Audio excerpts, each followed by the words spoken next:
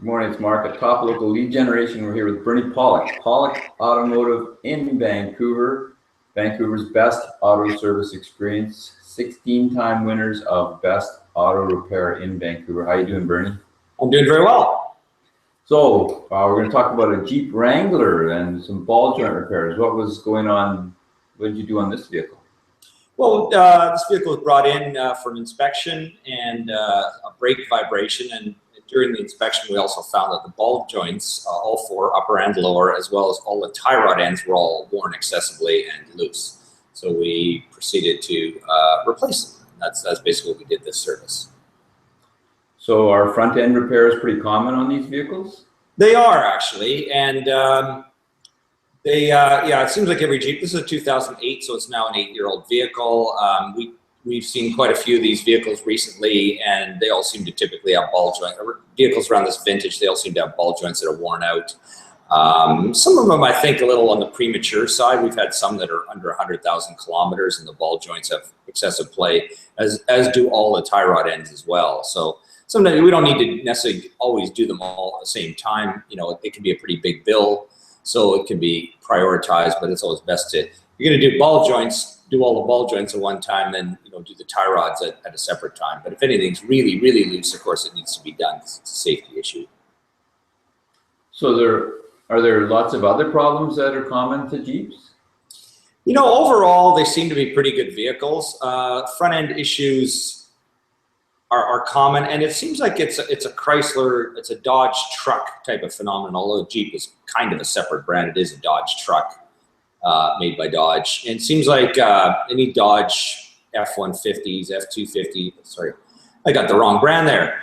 Ram 150, 250s, and 350s. The tie rod ends and ball joints all tend to wear in those at a pretty high rate. So typically, if you have under 100,000 kilometers, like close to 100,000 Ks, you probably have worn out ball joints and tie rod ends if you have a Dodge truck as well. So it's pretty common. I mean, other issues on Jeeps, they seem to be pretty reliable overall. The engines are good. You don't find a huge amount of, a lot of fluid leak problems. So they're pretty good. They don't need tune-ups very often like any modern car. They seem to run pretty well. So front ends are kind of like the biggest thing. So I know I'm throwing you a curve here. We've talked about the diesel, Mercedes 3-liter diesel, and I know that Jeep uses that motor in some of the older vehicles. Any problems with those? Well, I know we've talked about these 3 liters quite a lot, and it's funny, I kind of, for some reason, when you were talking Jeeps, I guess I'm thinking about the more Wrangler style of Jeep and forgetting about the Liberty and the, which has its own diesel and issues, as well as the Grand Cherokee with its diesel. And I mean, like, as far as the Grand Cherokee, I mean, it's kind of the same as any other Mercedes. We have posts on that. I won't get into that right now, but there's definitely issues with those, as well as the Liberties are, well, there's a whole book that could be written about those too. But I mean, other than I'm talking about more the gasoline powered, the more traditional type of Jeep. This one, I've got a couple photos to share actually, which I almost forgot about here, but let's get into a little photo show. Let's get the screen share up and going. There we go.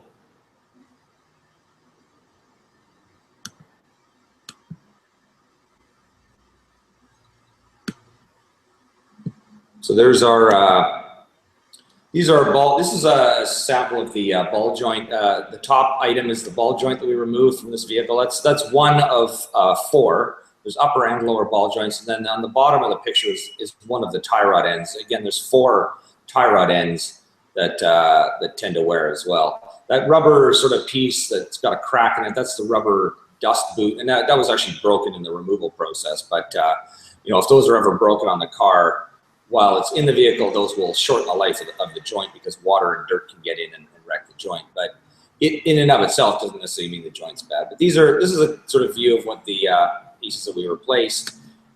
There's our Jeep Wrangler. So this is sort of why I wasn't talking about the diesels and the motors, because I sort of had more on my mind of the Wranglers. We've had a few of these recently and done services. So my brain's been a little more on the gasoline-powered models. So those pieces are basically part of the structure that holds the wheel onto the car. Yeah, the ball joint basically attaches the steering knuckle, which is the piece that moves when you turn the wheel in your car. There's The ball joint allows the actual wheel on the road to pivot back and forth. So there's uppers and lowers on this type of suspension. So, I mean, if they break, then your wheel will basically flop sideways or back and forward. It's a very serious condition that, you know, we get the odd car. It's very odd, very rare, and thank God, because it's a harsh thing if it ever breaks while you're driving.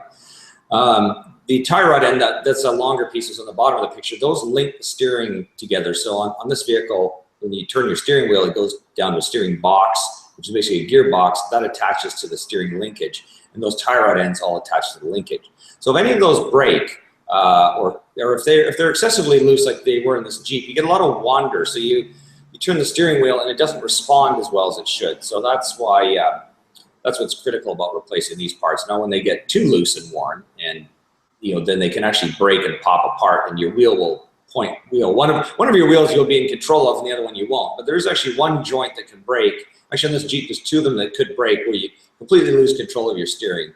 So you never want that to happen. You don't want to ever get even close to that kind of place. But every once in a while, I've seen a car on the road where you see a broken tie rod end, and the one wheel's pointing to the left, the other's pointing to the right. Can't be a nice scenario when you're driving that car. No. So and a lot of play is it's not a feature like it was in the 50s. No. It's funny, we have a 58 Impala in our shop we're doing some work on, and it's interesting to drive a car that old because, and this one's actually quite nice shape, but I mean, one of the first things I notice is the steering is it's all over the road, and this vehicle is actually in pretty good shape too, so it's just kind of the way it was back then. But yeah, on a modern car, it's not a feature. So Jeeps are pretty popular, and a lot of people like them. What do you think about them? I think they're pretty good, but they certainly have their quirks. And when I think about it, I think there's a lot of people who like Jeeps because of the functionality. This Wrangler Unlimited is kind of a neat vehicle because it gives you that. It's a four-door vehicle with nice, comfortable, a lot more comfortable seats, but it gives you that sort of ride of a traditional old Jeep in the look. So I think it was a smart idea. They're quite popular, and we work on a lot of them. I think more stuff tends to go wrong with Jeeps than your average vehicle.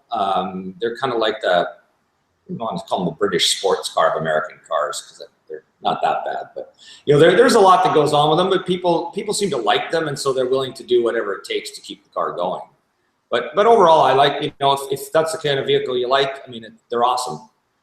And people don't use them off road as much as they could because they're pretty decent off road. Yeah. So if you're looking for service for your Jeep to make sure that it's steering properly, or if you've got any looseness or play in there that you need checked, and you're in Vancouver, give Bernie Pawlik at Pawlik Automotive a call, 604-327-7112. They're busy, you got to book ahead, or check out their website, pawlikautomotive.com. We've got years and years of these broadcasts on there, tons of information. Check it out. Thanks, Bernie. You're welcome. Thanks, Mark.